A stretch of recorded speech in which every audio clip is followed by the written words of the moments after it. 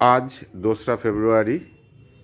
আমরা এই মুহূর্তে মালদা রামকৃষ্ণ মিশন আশ্রমের বুক স্টলে দাঁড়িয়ে আছি। আমার সামনে মালদা মিশনের আবাসিক 3জন ছাত্র দাঁড়িয়ে আছে। আমরা তাদের পরিচয় এবং রামকৃষ্ণ মিশনের সম্বন্ধে কিছু বক্তব্য শুনব।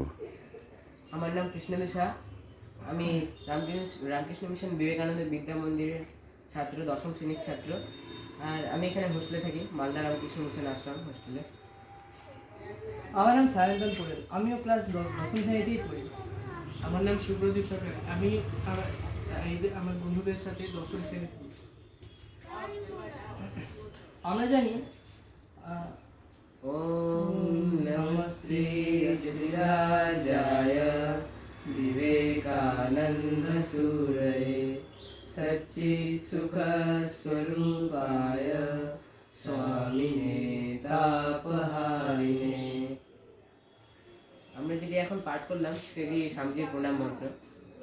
তো আজকে স্বামীজির জন্মতিথি 2রা ফেব্রুয়ারি, আর স্বামীজির জন্মদিন 12ই জানুয়ারি। তা তিথি পুজো জন্মতিথি এবং জন্মদিনের মধ্যে পার্থক্য একটাই, যে জন্মদিন হয় ইংলিশ ক্যালেন্ডার অনুযায়ী আর জন্মতিথি হয় বাংলা ক্যালেন্ডার অনুযায়ী। আমার দেখা মনীষীদের মধ্যে সবথেকে শ্রেষ্ঠ হতো আমি স্বামীজিকেই রাখবো, এবং আমার মতে প্রত্যেকটা রামকৃষ্ণ মিশনের ছাত্ররা যারা রামকৃষ্ণ মিশনের আদর্শে পথে চলছে, তারা সবাই স্বামীজিকে এবং শ্রীরামকৃষ্ণের মা সারদা এদেরকেই নিজের জীবনের মূল লক্ষ্য, মূল হিরো বলে, আমাদের কথায় মূল হিরো বলে মনে করবে। শুধুই স্বামীজি যে সবার কল্যাণ যেমন করেছেন, তেমনই গরিব লোকেদের দিকে তাকিয়েও কিছু মন্তব্য করেছেন। যেমন যেমন যেমন গরিব চাষিদের কথা যদি বলা যায়, তারা অনেক কষ্ট করে অনেক পরিশ্রমের মাধ্যমে ফসল উৎপাদন করে এবং বড়লোকরা সেই ফসল কম দামে কিনে সেগুলিকে বেশি দামে বিক্রি করে, ফলে তাদের মুনাফা হয়।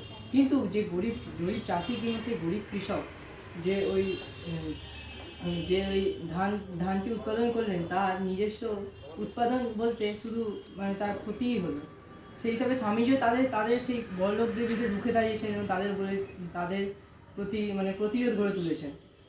এবং তাছাড়া স্বামীজি অনেক বাণীও যেমন দিয়েছেন, যেমন rise awake and not stop till you achieve the গোল।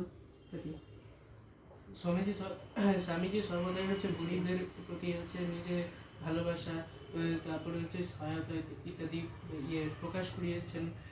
তিনি জানতেন যে আমাদের ভারতের দরিদ্র মানুষ, তাদেরকে এই সরকার শোষণ করে, তাই তাদেরকে সাহায্য করার মতো কেউ না থাকায় তাদের পাশে তিনি একমাত্র ঢাল হয়ে দাঁড়িয়েছিলেন। স্বামীজি শুধু আমাদের গরিবদের জন্য বলেনি, আমাদের ভারতের নারীদের জন্য এবং শিশুদের জন্য অনেক কিছু বলে গেছে। স্বামীজি সবসময় পড়াশোনা করাটা মানতেন না, স্বামীজি তার জন্য বলেছিলেন, এবং তিনি এটাও বলেছিলেন আমাদের শিশুদের জন্য যে গীতা পড়াচ্ছে ফুটবল খেলাও অধিক শ্রেয়। এবং তিনি আগে যখন তিনি বিদেশে গেছিলেন, তখন তিনি দেখে বুঝতে পেরেছিলেন যে আমাদের দেশ অনুন্নত কেন, কারণ অন্যান্য দেশে নারীদের দেশের ভূমিকা অনেকটা উন্নত ছিল, এবং তারা অন্যান্য দেশের নারীগুলো আমাদের দেশের তুলনায় অনেকটাই উন্নত ছিল। কিন্তু আমাদের ভারতের নারীগুলো তখন নারীদের প্রতি তখন অত্যাচার চলতো, খুবই খারাপ ব্যবহার করা হতো নারীদের প্রতি। তার জন্য তিনি বুঝতে পেরেছিলেন যে আমরা ভারত কোথায় পিছিয়ে আছি, এবং তিনি আমাদের পৃথিবীর ভারতের সব মানুষের জন্য অনেক কিছু বলে গেছেন। নমস্কার। নমস্কার।